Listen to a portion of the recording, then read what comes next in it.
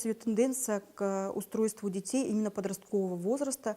Приемные родители уже не боятся этот возраст, могут взять с одной семьи по 2, по 3 ребенка, потому что, как правило, если ребенок попадает в детский дом, то братья и сестры попадают в интернатное учреждение вместе с ним.